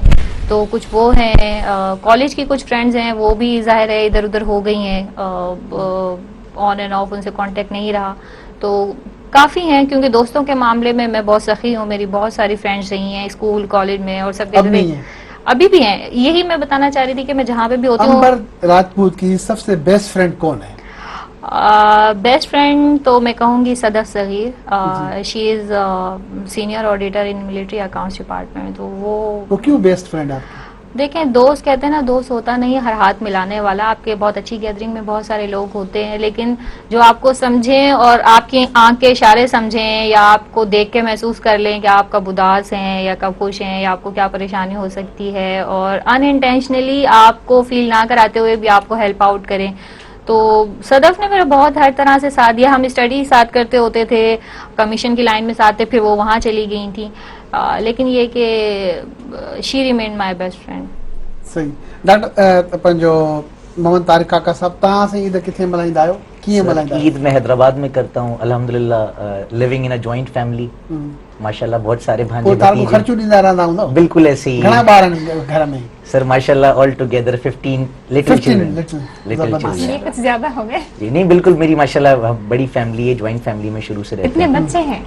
हाँ, मेरे नहीं है, मेरी सिस्टर्स वगैरह के हाँ, भांजे घर में भतीजे। है। फिर भी घर में घर में आपकी शादी नहीं है? माशाल्लाह। जी मेरी रिसेंट हुई है अभी। अच्छा, तो बात ही हो गया ना, कोई शक ना हो जाएगा। मैडम परेशान हो गई। नहीं, मेरे घर में 3 बच्चे हैं, फिर भी वो मतलब इतना शोर करते हैं कि बंदा तंग आ जाए। आपके घर में 15 बच्चे हैं? हम बचपन से ही जो है ना माशाल्लाह, माशाल्लाह बहुत अल्लाह का combined शुक्र family है ना। है। तो आप ये Combined मुझे family। बताएं कि खालू मामा XYZ सारे भांजे भतीजे तो 4 से। कौन कैसे दिन गुजरता है? सर बहुत अच्छा दिन गुजरता है, सारे भांजे भतीजे जितने भी कजन्स हैं छोटे, उन सबके साथ होते हैं और रिवायती तरीकेकार से जैसे कब्रिस्तान वगैरह भी जाते हैं सारे। सही। और बच्चों के साथ सेकंड डे और third day out of the family, first day family को देते हैं, उसके बाद नहीं देते। सही। नेक्स्ट जितने भी डेज होते हैं वो सारे दोस्तों के साथ घूमना फिरना। सही। अब कोविड की SOPs हैं, इस वक्त देखें कि क्या शेड्यूल रहता है। कोविड ने आपको ईद खर्ची देने से रोका तो नहीं? नहीं, वो ईद खर्ची तो रहेगी अपनी जगह, अच्छा। लेकिन दोस्तों कितनी के खर्ची साथ देते हैं? डिपेंड करता है, सारों को ना एज वाइज देता हूँ मैं सबको सही। खर्ची। तो आपको जो क्या सबसे छोटा बच्चा होता है उसको सबसे कम मिलती है, सही। फिर वो जैसे जैसे बड़े एज वाइज जो है उस आपको हिसाब खर्ची से। खुद को मिलती है? नहीं, जी मुझे मिलती है। कौन अल्हम्दुलिल्लाह। देता है? सारी खालाएं देती हैं, मामू वगैरह XYZ सब देते हैं खर्ची। तो उस खर्ची का क्या करते हैं? बांटते हैं? बच्चों में भी बांट देते हैं, बाकी जो दिल करता है वो सारा उस हिसाब से। गिफ्ट वगैरह मिलते हैं आपको? जी गिफ्ट्स बहुत मिलते हैं मुझे, कौन देता है? फैमिली मेंबर्स, दोस्त वगैरह। अच्छा, जी उनके सिवा कोई? गिफ्ट्स मिलते हैं बहुत, परफ्यूम्स पसंद है सबको पता है, बेहद परफ्यूम्स मिलते हैं गिफ्ट्स में। सही। जी उनके सिवा आप कहाँ जा रहे हैं? उनकी वाइफ देती होंगी, है ना? नहीं, दोस्त यार हैं बहुत। I am a Wife little नहीं देती मैन, आपको? तो आप- वाइफ भी देती है। हाँ, तो तो नीला बड़े दोस्त यार ज्यादा बोल रहे हैं, वाइफ दोस्त को यार लिफ्ट नहीं करा हैं, रहे। नहीं सारों को लिफ्ट कराते हैं, समझता नहीं है। जी साईं भट्टी साहब, तव्हां ईद कीअं मल्हाईंदा आहियो, ॻोठ मल्हाईंदा आहियो, हिते मल्हाईंदा आहियो? अच्छा सर, ईअं आहे की शुरूआत में जॾहिं ठटे में रहंदा हुआसीं जी, त ठटे में मल्हाईंदा हुआसीं, हाणे हैदराबाद शिफ्ट थी विया आहियूं, कुझु अरसो थियो आहे त हा, हाणे साईं। हैदराबाद में। अच्छा, जेका ईद ठटे जी उहा थोड़ी सी बहितर मां सम्झां हैदराबाद खां, छो त ठटे में हिकु त तारीख़ी जॻहियूं ज़्यादा आहिनि, जी जी ॿियो किंज झील जेका उहा बि वेझे ई आहे, ऐं जिते मुंहिंजो घर हो शाहजहान मस्जिदुनि जे क़रीब हुई, सही। ठीकु आहे, त हुते जॻहियूं इलाही ज़्यादा हुयूं बनिस्बत हैदराबाद जे, ऐं हुते नंढा हुआसीं, पोइ मतिलबु दोस्त बि घणा ज़्यादा हूंदा हुआ। हाणे हिते दोस्त वग़ैरह डिस्पर्स थी विया आहिनि, को केॾे वियो को केॾे वियो, पोइ ज़्यादातर त इहो हूंदो आहे की पहिरें ॾींहं ते फैमिली जेके रिलेटिव्स आहिनि होॾे वञनि या हू ईंदा आहिनि, त ईअं ई मतिलबु थी वेंदो आहे ज़्यादातर। ही जेका ईद हुई, हाणे मां शादी कई आहे हिन साल न, लाइक 1 जनवरी ते कई हुई। तो उन मायूसी मां ॿुधायो त मां शादी कई आहे, उन वो गम जो दास्तान आहे। ईअं न आहे, हा, हुनजो इहो की ही ईद थोरी डिफरेंट असां सोचियो होसीं की ॿाहिरि वेंदासीं न, सही। पर हाणे कोविड जे करे उहो न थी सघियो। या शादी जे करे तॾहिं न, उदासी ऐं आहे। वरी इहो बि हो की पोयनि सालनि में कुझु इम्तिहाननि जे करे मसरूफ़ हुआसीं, त हाणे मतिलबु इन्हनि चकरनि मां फारिग थिया आहियूं। सही। पोइ हाणे सोचियोसीं, पर हाणे कोविड आहे त ही थोरो अलाह ताला हिन मां असांजी निजात करे पोइ इनशा अलाह ताला ईदूं बि सुठे तरीक़े सां ॿाहिरि वञी करे हेॾे होॾे दोस्तनि सां घुमी करे मल्हाईंदासीं। ईद ख़र्ची वग़ैरह मिलंदी आहे या ॾींदा आहियो कीअं कंदा आहियो? सर हाणे ईअं आहे की 2014 खां हाउस जॉब जे चकरनि खां मतिलबु कमायूं पिया, त हा। पोइ इहो ई आहे की ॾियण वारो हथु आहे, मतिलबु वठण वारो हाणे न। ख़र्ची तव्हांखे मिले ई कान, मिले वधि में वधि वालदा वालिद ॾींदा आहिनि? ॾींदा आहिनि, मतिलबु हींअर उहो मतिलबु जनरली हूंदो आहे की बाक़ी इहो बाक़ी ॾियण वारो हूंदो आहे। को गिफ्ट? गिफ्ट बि मिलंदा रहंदा आहिनि, गिफ्ट बि मतिलबु कुझु रिलेटिव्स बि ॾींदा रहंदा आहिनि, ठीकु आहे, गिफ्टनि जो बि सीन हूंदो आहे। तव्हां कंहिंखे न ॾींदा आहियो? ॾींदा आहियूं सर, कंहिंखे ॾींदा आहियो? मतिलबु कंहिंखे बि, मतिलबु कंहिंखे माना जो घिटी में नज़र न अचे ईअं त न आहे। हाणे रिसेंटली बि कोशिशि इहा हूंदी कंहिंखे किताब ॾिजे, हा। मतिलबु केरु फॉर एग्ज़ाम्पल किताब पढ़ां पियो मां, को नॉवल वग़ैरह आहे, त कंहिंखे सुठो लॻंदो आहे त कोशिशि कंदो आहे की हुनखे मां उहो ॾेई छॾां ताकी मां पंहिंजो परचेज़ कयां, त इहो हूंदो आहे की ॾियण वारी हूंदी आहे, ठीकु आहे, छो त उहो आहे न की all that I give is given to my self. हक़ीक़त में जेको तव्हां ॾींदा आहियो कंहिं ॿिए खे न, असल में तव्हां पंहिंजे पाण खे ॾींदा आहियो, जेको इंटरनल सेटिस्फेक्शन मिलंदी आहे, जेको प्लेजर मिलंदो आहे, उनजी का क़ीमत न आहे। त असां बि इन ई फिलॉसफी ते अमल करे ॾियण वारो हथु रखियो आहे। डॉक्टर मुर्सा भट्टी जा बेस्ट फ्रेंड्स कहिड़ा आहिनि? सर हाणे अगरि कंहिंखे सिंगल आउट कबो न की हे हिकिड़ा हूंदा आहिनि पगमट यार, जिन जा दिलि जा राज़, दुनिया जहान जूं शरारतूं कबियूं आहिनि ऐं ॿिया घणा मामला कबा आहिनि, सम्झी वियो? हा सर, हाणे मसइलो इहो की असां थोरा लिटरेचर जा किताब पढ़ी वरिता थोरा ज़्यादा हिन दौरान न, पोइ इहो पढ़ियो आहे की जेको प्रेज़ेंट मूमेंट आहे न तव्हांजो, हाणे जीअं असां वेठा आहियूं 5 ॼणा वेठा आहियूं, 2 ॼणा तव्हां आहियो, त हाणे तव्हां असांजा बेस्ट फ्रेंड आहियो, जेको प्रेज़ेंट मूमेंट आहे इहो असांजो बेस्ट मूमेंट आहे, ऐं तव्हां असांजा बेस्ट फ्रेंड आहियो। त हाणे अप्रोच इहा आहे, जेको बि इंसानु आहे न उहो असांजो बेस्ट फ्रेंड आहे, छो त बेस्ट फ्रेंड जो जेका कॉन्सेप्ट आहे उहो ईअं आहे की दोस्त उहो हुजे जंहिंसां तव्हां वेठा हुजो ऐं तव्हां ख़ुशि हुजो। हाणे मां तव्हां सां गॾु वेठो आहियां, मां ख़ुशि आहियां। सही, न पर अहिड़ा हूंदा आहिनि दिलि जूं ॻाल्हियूं, राज़ जूं ॻाल्हियूं कबियूं आहिनि, मसइला शेयर कबा आहिनि, फैमिली जा, पंहिंजा, गर्लफ्रेंडुनि जा, ॿिया टियां ज़मानेदार जा। तव्हां काका साहिब तव्हां नथा करे सघो, ॿिए ॾींहुं मीरपुर ख़ासि में ऐलान करे छॾींदो त डॉक्टर भट्टी जा इहे मसइला आहिनि। हा, इहो आहे की पोइ कुझु आहिनि कुझु जेके बिल्कुलु काफ़ी अरसे खां वठी आहिनि। कहिड़ा कहिड़ा साईं? मतिलबु डॉक्टर फहद ख़ासकेली आहिनि, जी जी, ठीकु आहे, हसान हिकु दोस्त आहे, ऐं मतिलबु ॿिया बि आहिनि, मज़ाहिर मुंहिंजो बेचमेट आहे, मज़ाहिर बि आहे, ठीकु आहे। सही, माने ज़ोरी नालो पिया खणो, साम्हूं वेठो आहे इशारो। न मतिलबु इलाही सारा दोस्त आहिनि, अली डाहिरी बि थी वियो जेको हाणे थियो आहे, त मतिलबु सारा दोस्त आहिनि। हा, पंहिंजो महिरी साहब तव्हांजी ईद कीअं गुज़रंदी आहे? साईं जॾहिं खां मूं ईद मल्हाइणु शुरू कई आहे टिल डेट, त उहा कराची हुजां हैदराबाद हुजां, पर ईद ते ॻोठ अचिबो कुझु बि हुजे, त ईअं थींदो आहे जो पहिरियों ॾींहुं त ईद जो ईअं ई गुज़रंदो आहे घर में, ओताक ते जीअं ॿारनि में थींदो आहे, ईद ते मिलण मिलाइण वारा मिट माइट दोस्त ईंदा आहिनि उन्हनि सां। ईद जो सेकेंड डे इहो हूंदो आहे त असां निकिरी वेंदा आहियूं दोस्तनि सां, ऐं थर्ड डे ते बि ईअं ई, पर हाणे अनफॉर्चुनेटली कोविड जे करे हींअर त सभु कुझु केॾांहुं न आहे निकितो माण्हू उते ई, त ईअं ई ईद गुज़रंदी आहे बसि पंहिंजे ॻोठ में। माना कंहिंखे सयूं खारायो, न का मिठाई विरायो, न कंहिंखे गिफ्ट ॾियो, ईद ख़र्ची कयो, बस ईद मल्हाईंदा आहियो? न न साईं, सफ़ा बिल्कुलु, तव्हां असांखे एतिरो अंडर एस्टिमेट न कयो। असां ॻोठ हूंदा आहियूं, सवयूं बि थींदियूं आहिनि ऐं हलवो बि थींदो आहे। अच्छा, ज़बरदस्त। ॿियूं शयूं खोड़ सारियूं हूंदियूं आहिनि ऐं दोस्तनि खे ईद ते तोहफ़ा बि ॾिबा हा, छा तोहफ़ा ॾींदा आहियो? मोस्टली आउं प्रेफर कंदो आहियां त किताब जो गिफ्ट ॾिजे त उहो बहितर आहे। सही। जी हा, किताब जो गिफ्ट आहे या चवंदो आहियां त मूंखे जेकॾहिं मिले त उहो परफ्यूम हुजे, पर जेकॾहिं आउं ॾियां त उहो साणा माण्हू आहियो तमामु। न, किताब हिकिड़ो क़ीमती तोहफ़ो आहे, ईअं न आहे। हा, ईद ख़र्ची वग़ैरह मिलंदी आहे, ॾींदा आहियो? बाबा साईं जॾहिं हूंदा हुआ, अलाह खेनि जन्नत नसीब करे, त उहे ॾींदा हुआ ईद ख़र्ची, ऐं उनखां पोइ बीइंग फैमिली हेड आउं ईद ख़र्ची ॾींदो ई आहियां। जेको कुझु हूंदो आहे ईद ते ख़र्च थी वेंदो आहे उहो। ईद जा तव्हां फ्रेंड्स बेस्ट कहिड़ा आहिनि? सर ईअं त मां ॾाढो सोशल आहियां, घणा दोस्त आहिनि, पर हिकिड़ो चइबो आहे न एज़ थिक एज़ थीव्स, जेके सफ़ा वेझा दोस्त आहिनि, उहे मुंहिंजा 3-4 हिकिड़ो दोस्त आहिनि असांजा गॾिजी। डॉक्टर मज़ाहिर मुंहिंजो वॾो भाउ आहे, दोस्त आहे, पर हिकिड़ा सफ़ा जेके सफ़ा क्लोज़ दोस्त हूंदा आहिनि। हिते ॾिसो, असां 3 ॼणा गॾिजी जिन सिविल सर्विस जी तयारी कई हुई, असां उहे 3 हाणे सिविल सर्विस में आहियूं, PMS ऑफिसर आहियूं, 2 उहे दोस्त आहिनि, ऐं हिकिड़ो मुंहिंजो दोस्त जेको आहे नेशनल अकाउंटेबिलिटी ब्यूरो में हो, हाणे FBR में आहे, नईम चांडियो साहब, ऐं हिकिड़ो दोस्त आहे जेको कॉलेज जो हाणे हिकिड़ी मल्टानेशनल कंपनी में कमु करे थो। त असां इहे 4-5 जेके दोस्त आहिनि मुंहिंजा, इहे इंतिहाई वेझा आहिनि, फैमिली टर्म्स बि इन्हनि सां, ऐं हर शइ ॻाल्हि शेयर करणु। चइजो साईं, दोस्त उहो हूंदो आहे जेको तव्हां सां थोरो थिक एंड थिन, मतिलबु बीह रहे तव्हां सां। तव्हां रस्ते ते वेंदा पियो, कोई ईअं को बि ग़लति कमु कंदो त ॿियो को माण्हू तव्हांखे रोकींदो, नसीहत कंदो त ईअं न कयो। ईअं ग़ालिब चयो न, ये कहाँ की दोस्ती के बने हैं दोस्त नासे, कोई गमगुसार होता, कोई चारा साज़ होता, जेको बीह रहे तव्हां सां। हा, तव्हां ग़लति आहियो, राइट रॉन्ग, मतिलबु इररिस्पेक्टिव ऑफ दैट, उहो तव्हां सां बीह रहे, उहो दोस्त आहे। सही, उनखे आउं काउंट कंदो आहियां, त अहिड़ा इहे 4-5 दोस्त आहिनि। ठीकु आहे, ब्रेक जो टाइम थियो, नाज़िर सां गॾु रहिजो।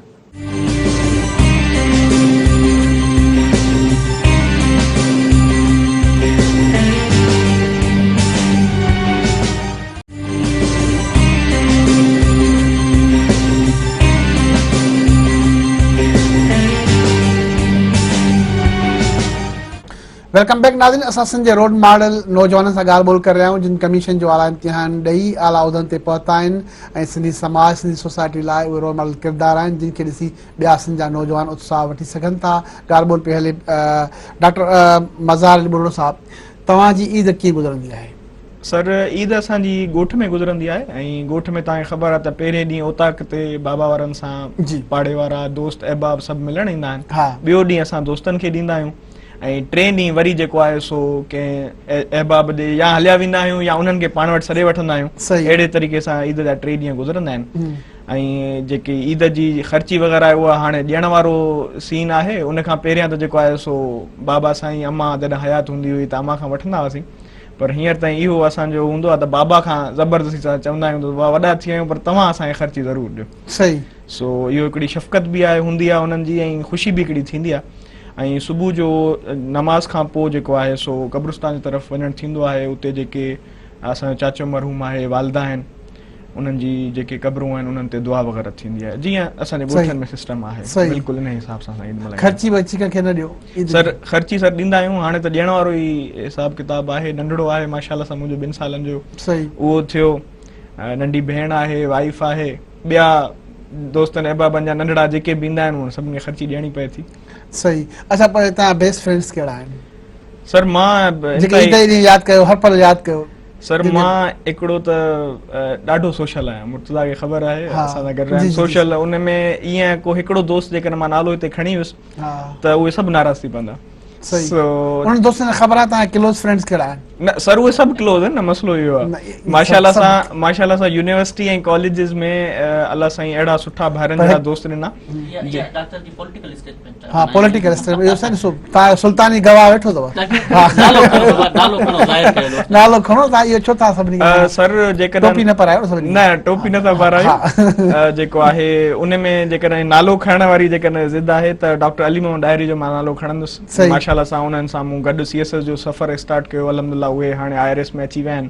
डॉक्टर आदिल हसन चांग आहिनि, सजाद बुगियो आहिनि, मुर्तज़ा आहिनि, असांजा ॿिया PMS जा दोस्त आहिनि जेके हाणे जॾहिं खां मां PMS में जेको आहे सो जॉइन कयो त सिकंदर महेरी जहिड़ा, अमीर जहिड़ा असां दोस्त मिलिया। सो अलाह साईं तमामु सुठा दोस्त ॾिना, जिन कॾहिं भाइरनि जी कमी महसूसु न थियणी। उहो कहिड़ो दोस्त आहे तव्हां जंहिंसां गॾिजी तव्हां इश्क जूं ॻाल्हियूं कंदा आहियो? सर हाणे इश्क जूं ॻाल्हियूं जेको आहे सो कहिड़ो दोस्त हूंदो जंहिं इश्क जूं ॻाल्हियूं कबी यार छोकिरी ॾाढी ख़ूबसूरत हुई यार टीवी शो ते करे वेठी ॾाढी ख़ूबसूरत हुई या फलाणे हंधि वियुसि फलाणी माई ॾाढी ज़बरदस्त नज़र अची वई माना दिलि जूं ॻाल्हियूं हुन सां कंदा उहो डॉक्टर मेहरी खे नथा ॿुधाए मेहरी साहिब खे नथा ॿुधाए सघो सॼे मुल्क में फशीरी कंदो अञा ताईं मूंखे न ॿुधायो अथव ऑफिस में हा तॾहिं मां तव्हां क्लोज़ आहियो माना अहिड़ा कहिड़ा दोस्त आहिनि जंहिंसां न तव्हां सर अहिड़ा काफ़ी दोस्त क्लोज़ आहिनि ख़ासि करे जेके यूनिवर्सिटी जा दोस्त हूंदा आहिनि न तव्हां उन्हनि सां तमामु वेझा हूंदा आहियो ऐं उन्हनि सां अहिड़ियूं ॻाल्हियूं थी बि वेंदियूं आहिनि हा ऐं पर उनमें के वरी फशीरी खोर बि हूंदा आहिनि न सॼे मुल्क खे ढींडो ॾींदा आहिनि भाई फलाणी ॻाल्हि हीअ थी वई। उन फशरी खोर केरु ॿुधायो न आहे सर सही पोइ इश्क कयो तव्हां सर उहो यूनिवर्सिटी में त ज़ाहिर आहे उहो चवंदा आहिनि न त हिन प्लेटफॉर्म ते वेही वरी कूड़ ॻाल्हाइण मुनासिब न न सच ॻाल्हि आहे सही सच दुनियावी इश्क जी चपेट जंहिंखे न आई हुजे हा। मां नथो सम्झां उहो इंसान ई न आहे हा इंसान ई न आहे हा। तॾहिं शाह अगरि शाह न हुजे हा जेकर हुनखे दुनियावी इश्क न लॻे हा तॾहिं हुन चयो त पई खणे पसाह पसण करण प्रिय जे तो प्रिय खे जेको आहे सो पसण जे लाइ ज़रूरी आहे त दुनियावी इश्क हुजे कंहिंसां रस्ते ते वेंदे घणा माण्हू मिलंदा आहिनि पर उहो ज़रूरी न आहे हूंदो त उहे हमसफ़र थियनि सही ऐं अलाह साईं जो शुक्र आहे त जेको हमसफ़र मूंसां हींअर गॾु आहे उन मुंहिंजो तमामु घणो साथ ॾिनो आहे ॿिया माण्हू चवंदा आहिनि नथा कयूं सही हर कंहिं सां गॾु हूंदो आहे मां ॻाल्हि थो कयां यूनिवर्सिटी इश्क जी त यूनिवर्सिटी में ज़ाहिर तव्हां पढ़ियाओ न सर न पढ़ियाओ इश्क हुजण ऐं अट्रैक्शन हुजण में फ़र्क़ु आहे घणियूं छोकिरियूं हूंदियूं आहिनि जेके तव्हांखे पसंदि ईंदियूं आहिनि पर ज़रूरी न आहे हूंदो त तव्हां उन्हनि सां जेको आहे इश्क बि कयो हा सो अल्हम्दुलिल्लाह जेको तव्हांखे आहे घणियूं पसंदि आयूं तव्हां कहिड़ी यूनिवर्सिटी में पढ़ियाओ सही मां लियाकत यूनिवर्सिटी लियाकत यूनिवर्सिटी में त छोकिरियूं छोकिरियूं तव्हां कंहिंसां पढ़िया अल्लाह साईं जो शुक्र आहे तमामु घणियूं पसंदि आयूं घणियूं पसंदि आयूं बस के 20-25 ॼणियूं हूंदियूं माना सभिनी खे 20-25 खे तव्हां लाइन आहिनि हा साईं साईं 20-25 खे तव्हां लाइन आहिनि सही न लाइन त अल्हम्दुलिल्लाह कंहिंखे न ईसीं पंहिंजो डेकोरम मेंटेन रखियोसीं पर हाणे पसंदि दिलि जी पसंदि खे त केरु तव्हांखे घणियूं छोकिरियूं न मैडम इज़हार करिणो आहे त पोइ जेको आहे सो ॾाढो ॾुखिया थी वञो आहे पोइ उन करे दिलि जी ॻाल्हि दिलि में रहण ॾिनीसीं मज़ाहिर जो ख्याल आहे मज़ाहिर जो ख्याल ईअं आहे त मेरा पैगाम मोहब्बत जहां तक पहुचे माना मोहब्बत बार बार थींदी आहे बार बार साईं ईअं चवे थो हाज़िर मूं किथे पढ़ियो त साइंटिफिकली ईअं प्रूव न आहे त तव्हां 6 दफ़ा इश्क कयो था ज़िंदगी में मज़हर अलाए पंहिंजा सभई अटेम्प्ट एग्ज़ॉस्ट करे चुको आहियां 20-25 केस माना साम्हूं आया आहिनि हिन उमिरि ताईं अञा तव्हां पावर ब्यूरोक्रेसी ॿियो टियों मामला त पोइ त मां लखनि जो तइदाद सही हाणे शादीशुदा मज़ाहिर नेक ख़्वाहिशुनि जो इज़हार कयूं था उहो त मामलो हलंदो रहंदो सभु माण्हू शादीशुदा हूंदा आहिनि बस अञा घर बि वञणो आहे मेहरी साहब तव्हांखे बि न उहो को मसइलो कोन्हे तव्हां बि असांखे ॿुधायो तव्हां इश्क कयो त तव्हां कयो न कयो जीअं तव्हां पाण ॿुधायो त हर माण्हू खे लॻे थो सर मुंहिंजे कॉन्सेप्ट इहो आहे इश्क जो कॉन्सेप्ट खे छॾियो इश्क जी ॻाल्हि कयो कॉन्सेप्ट सभु दुनिया खे ख़बर आहे एॾा पढ़िया लिखिया माण्हू वेठा आहिनि तव्हां सफ़ा कातरा मामला ॻाल्हि सही आहे त माण्हू क्लियर एतिराफ़ त करे साईं ख़ुदकश बम्बार वांगुरु जेको आहे न हमला करे थो न न सही ॾिसो सर मां इहो मञा तव्हां पाण फ़लसफ़ो ॾिनो त भाई इश्क दुनिया में हर माण्हू खे लॻंदो आहे तव्हांखे छो न लॻो आहे जे तव्हां हिकु तरफ़ चओ 20-25 नज़र आहियूं हा तशरीह बि कयूं सर इश्क जेको आहे सो बिल्कुलु लॻो हूंदो दुनिया जो सफ़र आहे इश्क थियो हूंदो पर इहो आहे त पहिरियों इज़हार तव्हां कयो हुन इज़हार कयो पहिरियों इज़हार साईं छोकिरो ई कंदो आहे मुंहिंजे ख़्याल में अच्छा छोकिरियूं न कंदियूं छोकिरियूं शाये हूंदियूं आहिनि उहे न आहिनि कंदियूं छोकिरे खे हिमत करणी पवंदी आहे सही तव्हां छा ख़त लिखियो चिठी लिखी लाइन ही छा कई साईं मां कुझु बि न कयो बसि मां चुप करे जेको आहे सो इज़हार कयो इज़हार में जेको आहे सो इज़हार कयो वो नाराज़ थी मिसाल सम्झो त उहा छोकिरी हीअ असां वेठी आहे त तव्हां कीअं इज़हार कयो मां साईं मज़ाहिर जो मूड ख़राब न करियो पंहिंजो बोले साहब खे पंहिंजो इश्क यादि पियो अचे उहो ख्वाब तस्वर में तव्हां सम्झो न मुश्किल आहे मेरे हिसाब ते ओड़ो सोचण तमामु ॾुखी ॻाल्हि तव्हां कंहिंखे बि सोचो को मसइलो कोन्हे तव्हां ॿुधायो त कीअं तव्हां अल्हम्दुलिल्लाह सर जेको आहे इज़हार कयो पोइ छा थियो साईं कुझु बि कोन थियो नाराज़ थी पई बसि पोइ उन खां पोइ न अल्लाह जो शुक्र आहे बाक़ी छा थियो कुझु बि न थियो सर पोइ असां पंहिंजी जॻह ते रहियासीं उहो पंहिंजी जॻह ते रहियासीं बसि पोइ इहो हुयो त कुझु माण्हू तव्हांजा जेको आहे सो राह में हमसफ़र थियण जा के लाइक़ न आहिनि हूंदा या तव्हां हुननि जे लाइक़ न आहियो हूंदा पोइ माना इहो चई सघिजे त माना मज़ार बुरो जेको आहे उहो नाकाम आशिक़ आहे साईं ईअं नथा चई सघो तव्हां त जेको आहे नाकाम आशिक़ आहे पर इहो आहे त जेको आहे सो इहो तव्हां चई सघो था इश्क त इज़हार कयो न तव्हां रिजेक्ट करे छॾियो ॻाल्हि ख़तम नाकाम थी वियो न साईं नाकाम छो थो थी सघे मूंखे त प्यार हुयो पोइ हुनखे हुयो या न हुयो मां उहा हिकु तरफ़ो थियो न साईं थी सघे पर नाकाम मंज़िल उहा न मिली न सही न मंज़िल अल्हम्दुलिल्लाह मां तव्हांखे ॿुधायो न, उहो त तव्हां चओ था त तव्हां हमसफ़र खे छॾे ॾियो, अलाह साईं अहिड़ी मंज़िल ॾिनी जेको उहो बि तव्हां जेको हमसफ़र तव्हांजो आहे भाभी, उहा तव्हांजी उन सां तव्हां इश्क कयो साईं बिल्कुलु, ऐं मुंहिंजे जेको आहे सो औलाद जी उहा माउ आहे, उहा तव्हां मुंहिंजी हमसफ़र आहे, बिल्कुलु हुन सां इश्क आहे, हा। ऐं हुन सां जेको माना आहे उहो तव्हांजो सेकंड लव आहे, न सेकंड लव पहिरियों लव त हुते थियो न साईं। न सर, पहिरियों लव ऐं अट्रैक्शन में फ़र्क़ु आहे। तव्हां चओ हिक तरफ़ा लव आहे, मोहबत हुई वाह यूनिवर्सिटी दौर जी। सर ॾिसो यूनिवर्सिटी दौर में जेकी आहे न उहो तव्हांजो हिकिड़ो छा खणी चइजे न त नादानगी वारो टाइम हूंदो आहे, टीन एजिस हूंदियूं आहिनि, तव्हांजूं अर्ली 20 एजिस हूंदियूं आहिनि, हुन में तव्हांखे माना तव्हां केस रखो था घर वञण जे लाइ अहिड़ो ई। हा बिल्कुलु सर। ठीकु आहे साईं, तव्हां ॿुधायो तव्हां इश्क कयो न कयो मेहरी साहब? ऐं तव्हां वॾा शाइर आहियो, पढ़िया लिखिया माण्हू आहियो, त तव्हां त माना वॾियूं तबाहियूं कयूं हूंदियूं। उस्ताद बुखारी जे लफ़्ज़नि में त असां बि इश्क कयो हो, उहो नथो विसरे, मचन में शौक़ नचो हो, उहो नथो विसरे, बला ते पेर न पियो हो जो छाल ॾेई हा बचजे, खिवण खे ॿांह बखियो हो, उहो नथो विसरे। त साईं तक़रीबन हर को माण्हू इश्क कंदो आहे, तव्हां बि कया हूंदा ऐं असां खां बि ईअं थियो आहे। ऐं बिल्कुलु इस इश्क ना उस इश्क में नादम है मगर दिल, हर दाग है इस दिल में बजुज़ दाग नदामत। किथे इज़हार कयो? यूनिवर्सिटी में कयो, कमीशन जी तयारी दौरान कयो, किथे कयो? सर उहे छा आहे जो इश्क तव्हां जेके कंदा आहियो उहे टीनेज में ई थींदा आहिनि। University sir, university. हा, ऐं तव्हां गॾु पढ़ंदी न बी डिपार्टमेंट जी? बस बी डिपार्टमेंट या बी का यूनिवर्सिटी? बी का यूनिवर्सिटी जी हुई। जी ठीकु आहे, पोइ छा थियो? बस सब बेहतर थी वेंदो अलाह ख़ैर। उते छा थियो? बी यूनिवर्सिटी छा थियो? सर बस इश्क उहो हलियो। हा, केतिरा साल तव्हां इश्क कयो? ऐं पोइ नालो नथा पुछो सही, केतिरा साल? सर मैनेजमेंट साइंस की असां सम्झो इश्क में डिग्री वरिती, 5-8 साल हली वियो उहो, पर our dissociation was as clear as sweat cut. त हिकिड़ो वक़्तु हो, न त जंहिंमहिल तव्हांखे चॉइस करणियूं पवंदियूं आहिनि शयूं, त उहो थी वियो हिकिड़े पासे। ऐं स्टिल मतिलबु still my heart x for her, त दैट्स अनदर थिंग। माना तव्हांजी दिलि अञा बि धड़के थी हुनजे लाइ। ठीकु आहे, त इज़हार पहिरियों तव्हां कयो या हुन कयो? सर मूं कयो। पोइ हुन एक्सेप्ट कयो? हा। पोइ कुझु टाइम 4-5 साल इश्क हलियो? बिल्कुलु साईं। हा, पोइ माना तव्हांखे ईअं रिक्वेस्ट कंदुसि त कुझु छॾियो जेको न पुछो, जेको आउं सुभाणे को आत्मकथा का लिखां त उन में कुझु छॾे ॾियो। नथा पुछो न, फोटो था पुछो न, नालो त असां सिर्फ़ न यूनिवर्सिटी नालो था पुछूं, असां पुछो तव्हां इश्क हलियो, पोइ छो टुटो?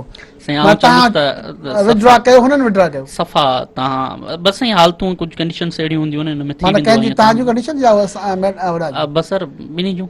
तव्हां ॿिन्ही गॾिजी फ़ैसिलो कयो था? ही पंहिंजो जेको इश्क हुयो अब्दुल गफ़ार तबसुम जे लफ़्ज़नि में, त ही पंहिंजो जेको इश्क हुयो ॿिन्हिनि ॾींहं खां संभालियो कोन थियो। मूंखे चाहिण ते हो नाज़ घणो तोखे माशूक़ीअ जूं मगरूरियूं, ही ख़ाली लिफ़ाफ़ा ख़त तुंहिंजा ऐं सांडियल तुंहिंजूं तस्वीरूं, मुंहिंजी पूरी हयातीअ जी मूड़ी तुंहिंजूं यादूं तुंहिंजूं। ईअं त न सुभाणे चवंदी जे सिकंदर मेहरी वॾो बेवफ़ा हुयो, ये सोचींदी न हूंदी? मज़ाहिर के चवंदो मज़ाहिर रेस्क्यू कर मूंखे। न असांजा ॿिया फाज़िल दोस्त वेठल आहिनि। तव्हां ईअं त न आहे त मिसाल साईं नाकाम आशिक़ थी वियो, इज़हार कयईं, हुन रिजेक्ट करे छॾियो, ठीकु आहे, पोइ सेकंड लव साईं कामयाब कयो। सर त तव्हां माना नाकाम या कामयाब आऊं इश्क खे न चवंदुसि। जी हा, ॻोल्हियां मलाहां शाल में मिलां हो, त इश्क में नाकाम या कामयाब जो फ़लसफ़ो मूं वटि न आहे। मतिलबु जेको आहे जीअं आहे, इश्क इश्क आहे बस। पर माना कामयाब ऐं नाकाम जो न आहे? न सर, मूं वटि उहो फ़लसफ़ो न आहे। सही। तव्हां हाणे तव्हां फ्री आहियो, शादी कई अथव तव्हां? जी हा। ठीकु आहे, उहो तव्हां लव आहे या अरेंज मैरिज आहे? अरेंज मैरिज आहे सर। अरेंज मैरिज, तॾहिं मायूस पिया थियो न? न मायूसी न आहे, तव्हां ते फैमिली जे तरफ़ां हूंदो आहे, तव्हांखे घणियूं शयूं करणियूं पवंदियूं आहिनि, ऐं हुन में तव्हां जॾहिं चाहींदा आहियो तव्हां ज़िक्र कयो पिया, तव्हांजे चेहरे ते मुस्कुराहट अची पई, जॾहिं वरी फैमिली जो ज़िक्र कयो पिया त थोरो मायूस। ईअं न आहे, तव्हां घर मां न करे रहिजो प्रोग्राम।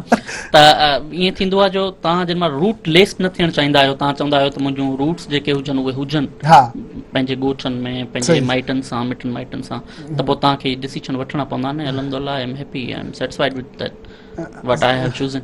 सही, ठीकु आहे, ब्रेक जो टाइम थियो आहे। नाज़रीन, तव्हां मज़ार अली बुर्डे ऐं पंहिंजो सिकंदर अली मेहरी साहब जे इश्क जा दास्तान ॿुधा। ब्रेक खां पोइ ॿियनि नौजवाननि सां ॻाल्हायूं था। ज़ाहिर आहे नौजवान आहिनि, उन वटि दिलि आहे, दिलि धड़कंदी त इश्क बि लॻंदो, वफ़ा बि थींदी, बेवफ़ायूं बि थींदियूं, पर ब्रेक खां पोइ।